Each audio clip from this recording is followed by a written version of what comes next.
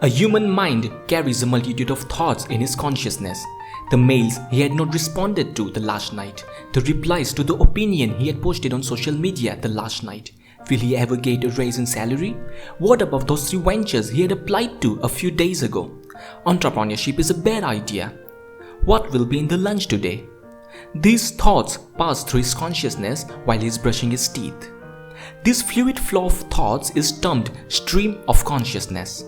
The first usage of this term can be found in the 1855 book The Sense and the Intellect by Alexander Bain, but commonly it is attributed to the psychologist William James, who in his 1890 book The Principles of Psychology says, within each personal consciousness, thought is sensibly continuous. That is to say, the thoughts running inside the human mind does not break except for the case of interruptions such as sleep or when we faint.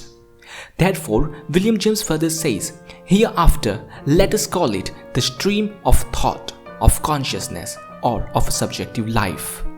Robert Humphrey has classified the 4 techniques of stream of consciousness writing in his book Stream of Consciousness in a Modern Novel. These techniques are the direct interior monologue, the indirect interior monologue, Omniscient Description, and Soliloquy. Let us look at each of them one by one. The interior monologue is the narrative technique that writers use to capture the things going inside the head of the character. It is used for articulating the psychic content of the character's consciousness before the actual speech is produced, or has not yet been fully formed. Interior monologue can be further classified into the direct and indirect interior monologue. Let us look into the direct interior monologue. It is the type of interior monologue in which the readers are placed inside the head of the character. Here, readers witness everything that happens inside the consciousness of that character in the language of the character's mind without the guidance of the author. It is the theatre in which the character's mind is the screen and his thoughts a film, which the readers watch without the interference of the author. For instance, the final chapter of James Joyce's Ulysses takes the reader into the head of Molly Bloom. Yes, because he never did a thing like that before, as asked to get his breakfast in bed with a couple of eggs in the City Arms Hotel when he used to be pretending to be laid up with a sick voice doing his highness to make himself interesting for that old Mrs. Riordan that he thought he had a great leg of, and she never left us a far thing, all for masses for herself, and her sole greatest miser ever was actually afraid to lay out 4D of her methylated spirit. This continues for the next 40 pages, in which Joyce shows the incoherent, unfiltered, unpunctuated, candid thoughts of Molly Bloom. But unlike the direct interior monologue, in which there is almost zero interference of the author, in the indirect interior monologue technique, the continuous presence of the author can be witnessed. Here, the omniscient author filters the character's consciousness, and therefore the coherent version of character's consciousness is presented to the readers. The author plays the role of an intermediator between the psyche of the character and the reader, as if he is the guide who knows the world of the character's consciousness and shows to the visitors, that is to say, the readers, all the corners of it. To maintain the fluidity of thought, the author usually employs the free indirect speech to gain the benefits of the first-person point of view in the third-person narratives by avoiding the introductory phrases like she said and he thought, and adopting the language of the character's mind. Virginia Woolf has employed indirect interior monologue techniques rather remarkably in her novels. To understand it, let us look at the opening lines of Mrs. Dalloway. Mrs. Dalloway said she would buy the flowers herself, for Lucy had her work cut out for her. The doors would be taken off the hinges, Rimplemayer's men were coming, and then, thought Clarissa Dalloway, what a morning, fresh as if issued to children on a beach. What a lark, what a plunge, for so it had always seemed to her, when, with a little squeak of hinges, which she could hear now, she had burst open the French windows and plunged at Burton into the open air. How fresh, how calm, stiller than this of course, the air was in the early morning, like the flap of a wave, the kiss of a wave. Chill and sharp, and yet, for a girl of 18 as she was then, solemn, feeling as she did, standing there at the open window, that something awful was about to happen. What Virginia Woolf has done here is to show the inner workings of Clarissa Dalloway while being an intermediary between the readers and Clarissa. Yet, the presence of Woolf is never felt.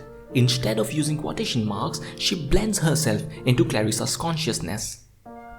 The third technique Richard Humphrey talks about is the description by the third-person omniscient narrator, which is widely used by the writers and which is most familiar to the readers. Writers like Conrad and Dostoevsky had understood that the real representation of the character can be done by shifting the conventional narrative method of the objective omniscient author to the more subjective character-focused narration. This stream of consciousness technique is actually way older than the modernist tradition, and many major writers such as Charles Dickens has employed it up to a certain extent. But in early 20th century, this technique attained its full maturity. Dorothy Richardson has used this technique in her 13-volume novel Pilgrimage. Though the novel is written in the third-person omniscient point of view, it is confined to the psyche of the protagonist Miriam Henderson, and hence the third-person narrator describes the world from inside Miriam's head. At one point in the second volume of the Pilgrimage, Richardson writes, Miriam's eyes followed a dull-hued tram with a grubby white-painted seatless roof jingling busily off up a roadway where short trees stood all the way along in the smoldering gardens of little grey houses. The whole description is from the third person, but the perspective is Miriam's. Therefore, the readers are inside the head of Miriam and the description is of a third-person narrator. The major difference between the indirect interior monologue and the omniscient description stream of consciousness technique is that in the former, the narrator directly presents the unspoken material as it is, while in the latter, the narrator describes the consciousness. The last technique of stream of consciousness writing is soliloquy. Soliloquy as a narrative technique in a novel is pretty similar to that of the dramatic soliloquy.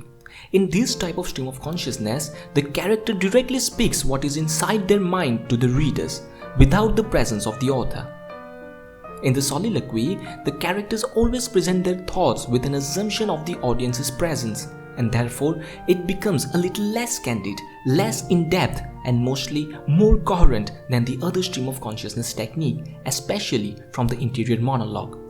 One of the best examples of the soliloquy can be found in William Faulkner's novel As I Lay Dying, which is an account of the soliloquies of 15 characters. Stream of consciousness narrative is the best invention of modernist writers. More than just a narrative technique, it is an implication for introspection. More than just a literary attempt to capture the consciousness of an individual, it is an artistic success to represent the subjective world, which is perhaps many times larger than the objective world we see.